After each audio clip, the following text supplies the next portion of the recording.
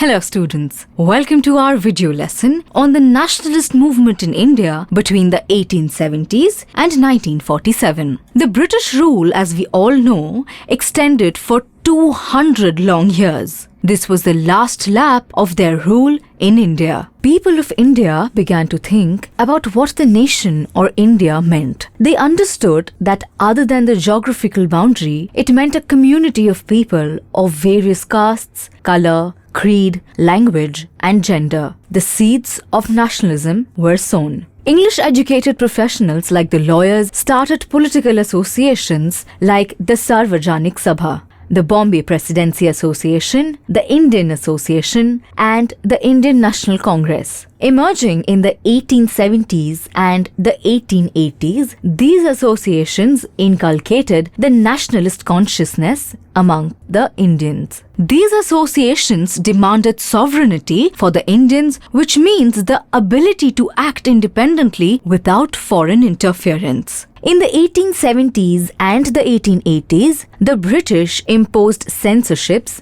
and curbed freedom in all spheres of Indian life. The Arms Act was passed in 1878, which prevented Indians from keeping arms or weapons. The Vernacular Press Act of 1878 gave the British government the right to close printing presses if they published news which the government found objectionable. In 1883, the government tried to pass the Ilbert Bill, which would give equality to Indian and British judges at the court. The law was opposed and the bill was withdrawn, showing how racial discrimination worked in India. Since the 1880s, Indians understood that they needed an all-India organization of educated people which would oversee their affairs. The Indian National Congress was formed in Bombay in December 1885 with 72 delegates from all over the country. The early leaders were Dadabhai Naoroji, Firoz Shah Mehta, Badruddin Tyabji, W.C. Banerjee, Surendranath Banerjee, Romesh Chandra Dutt, S. Subramania Iyer, and others from Bombay and Calcutta.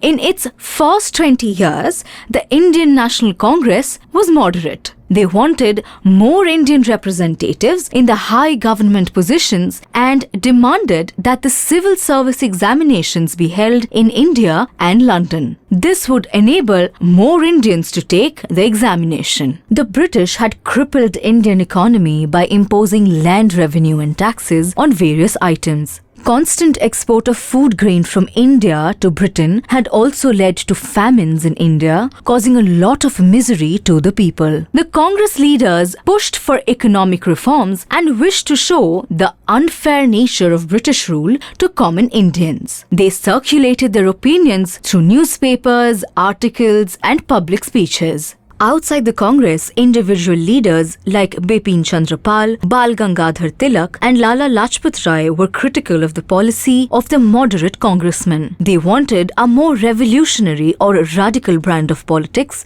to have their demands met. They rejected the meekness of the Congress leaders as politics of prayers and encouraged the Indian citizens to rely on themselves and work constructively. The next significant event which happened in the history of colonial rule in India was the partition of Bengal in 1905. Viceroy Lord Curzon pushed for the partition. Bengal earlier comprised of Bengal, Bihar, and parts of Orissa, and the British were finding it difficult to rule over the vast region. Nationalists and revolutionaries threatened to unite against British rule. So they separated East Bengal and merged it with Assam for convenience and advantage of British officials and business. Both the radicals and the moderates were against the partition. Mass movement and demonstrations began to emerge in various parts of the country. Among these movements, the most noted one was Swadeshi, originating in Bengal. In Andhra, the same movement came to be known as the Vande Mataram movement. The Swadeshi movement encouraged sovereignty and self-help and boycotted British institutions and goods. Many Indians began to manufacture and use their own goods. They thought that they would also have to use revolutionary violence to end British rule in India. The All India Muslim League was founded in Dhaka in 1906. The League was in favor of the Bengal partition and also demanded separate electorates for the Muslims. They were granted this demand in 1909. The moderates and the radicals in the Congress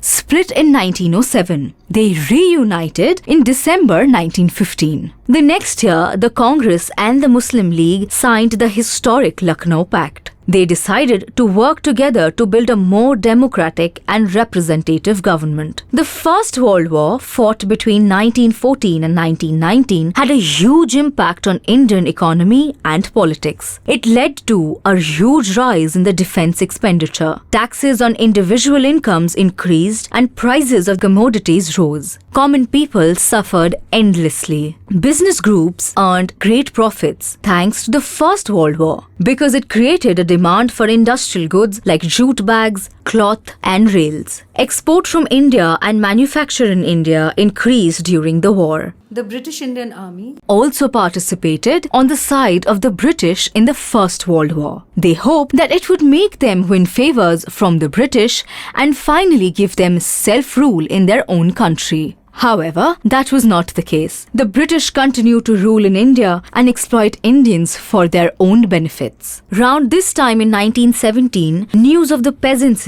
and workers' in Russia reached India. Ideas of socialism influenced and inspired nationalist struggles. We have discussed the context of the spread of nationalism in India from the late 19th century to the early 20th century. We also see how the movement developed under the leadership and influence of Mahatma Gandhi in our next video. Till then, goodbye.